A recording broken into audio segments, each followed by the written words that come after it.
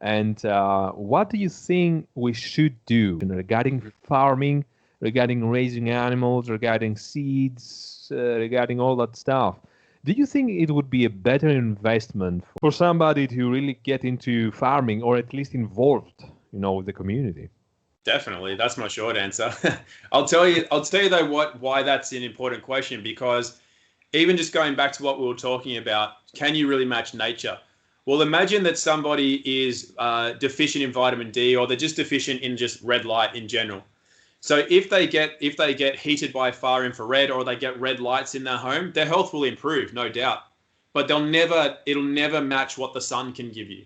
And that's the same with supplements. People can definitely live a better life because of supplements when they have major deficiency, but it will never take the place of the real thing. And so with farming too, it's the same thing. You can't replace natural farming because of everything that gets embedded in natural food that you can't have in a supplement.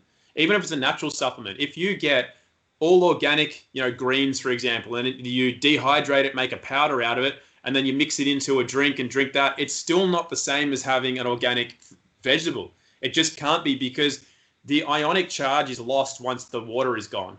And part of the nutrient transport system is an ionic charge. That's how a cell knows how to open its channels in the cell wall to bring something in.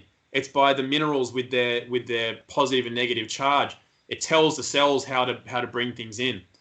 You don't get that added back in just because you stir it into water. So you lose a lot of information when you powder something. It's just not the same as a real food. So the reason that I still favor foods in this circumstance is that, yes, absolutely, our soils are depleted compared to what they used to be, no doubt whatsoever. They're also more poison than what they used to be. But what we do have now is access to more of it. So we could have cow's liver once a week if we wanted to, whereas back in the day you wouldn't have it that often. We can have access to, more than once a week. We could have it every day if we wanted to. So we have access to nutrient-rich foods. Even though the soil is more depleted, we can consume more of it because of the access that we have to it in our modern world. So ideally, like you said, I do firmly believe that if everybody started to take an interest in their garden and in farming, we could regenerate the soil within maybe a decade, maybe two at the most. And in the meantime, while we're getting enough of the sustenance, then we are getting enough we're getting enough in that way. So let's say an apple today has a fifth of the nutrients of an apple yesterday, but we can eat 10 times as much. Well, we're still getting more nutrition. We'll get more nutrition eating 10 less nutritionally dense apples than we would one highly nutritionally dense apple. You know what I mean? Because we have access to more of it, more variety of food. We can have a big variety of food these days because of the system that we live in. So the system that we live in doesn't really serve us, but in that respect, it's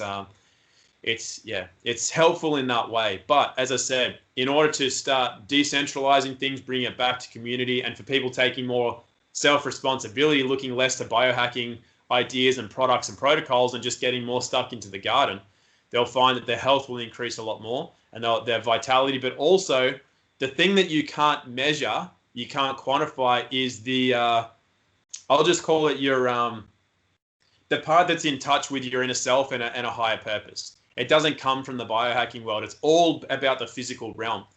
But the more you spend time doing things like gardening and farming and getting in touch with nature and doing things the natural way, things are going on in our subtle bodies, in our etheric nature, in our connection to a spirituality that is just not quantifiable, but you miss out when you're trying to circumvent that by biohacking. Do you know what I mean? And that's why some people are going to, physically, can they deadlift 600 pounds? Maybe not. But there's a level of things that you can't measure, that they are so much more advanced, and there's just a depth of contentment there and health that you can't measure that they're experiencing, that on the surface, because they're not out running 100-meter records or deadlifting 600 pounds, you go, well, I'm going to go with the biohacker. And that's what I mean about the subtle bodies that make up our life. You can only go so far in life and without being aware, first of all, of your subtle bodies.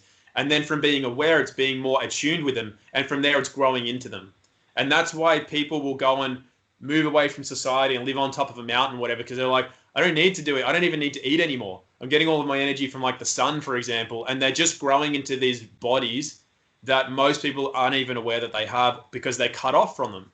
And so that's another topic altogether we could talk about another day, but that's like the where you can split, with where your interest lies.